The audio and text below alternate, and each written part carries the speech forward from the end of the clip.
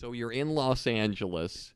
You're living in somebody's garage, probably not paying any rent. No, it was $500 a month. $500 a month. Are you living with Spencer in the garage? No, Spenny eventually hooked up with some rich asshole chick. He was such a fucking asshole. He started doing stand-up, and he was so bad. But he was like, oh, I'm so big now, and I'm so great. I can't hang out with you. I didn't have a place to leave my mail. I asked Spenny, hey, do you mind if I just send my mail to your house? Like, you're getting a Chase Manhattan bill once every year. Like, I had no mail, maybe a jury notice or something. Not even a Victoria's Secret catalog? Nothing. He said no. That he won't let me use his, like, who doesn't, send your mail to my fucking house. I'll call you if I get a letter. Like, what a scum. He was a dick. He, whatever. He was a fucking asshole. So where was the bathroom? In the garage? There was a bathroom in the garage. A shower? Yeah. The shower and a bathroom, yeah. It was a kind of nice renovated Air garage. No air conditioning.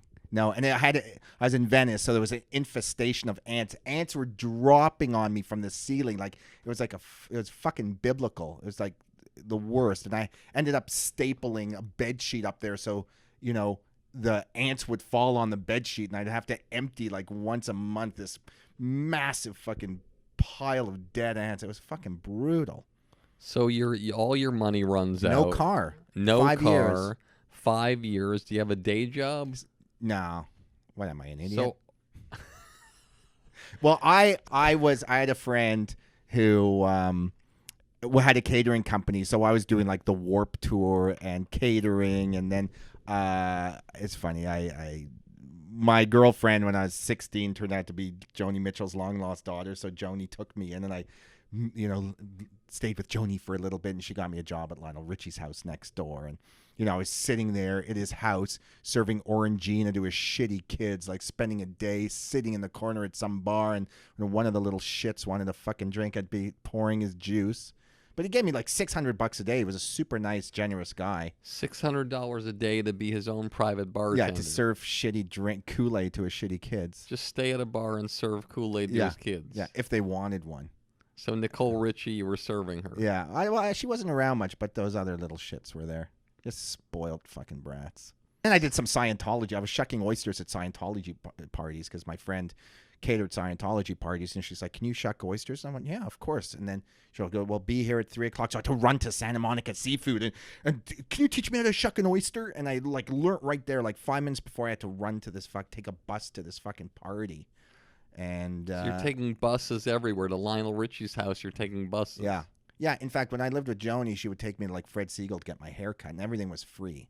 So, but I'd have to tip the washer $40 to get my hair washed, and she'd take me breakfast, lunch, and dinner, but I couldn't be a schnorr, and I'd have to drop like $10, $20 on the table for every meal because I didn't want to get treated.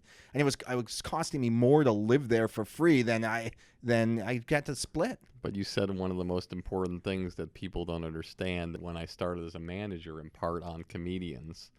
When you first start headlining at comedy clubs, the most important thing to do is to over-tip everybody. Yeah. So you finish your week, or every night you give each waitress a $20 bill. You give the manager and the doorman who took care of your people a $20 Always bill. Did that. And so the whole week, you might spend 20% of your money in the beginning on tips and say, what am I doing? But you will always go back because they remember the people that took care of them. And they know that you're poor and they respect it. And I bartended, you live on that shit, especially in L.A. But even here, like I do that stuff all the time. Spenny and I have played here 5 times at big shows. They give you some scale cash. I've never accepted the cash. I said, look, I don't want that fucking money. It's a privilege to be here. Thank you so much for having me. Go buy the girls some fucking Subway sandwiches in the office. And so they made me like a, kind of consulting executive, and I get a free JFL pass every year. And I see the guys and I hug, and I can come here anytime I want. You know what I mean? Just because I didn't take $400 for a couple of shows. Like, fuck it. It's not worth it.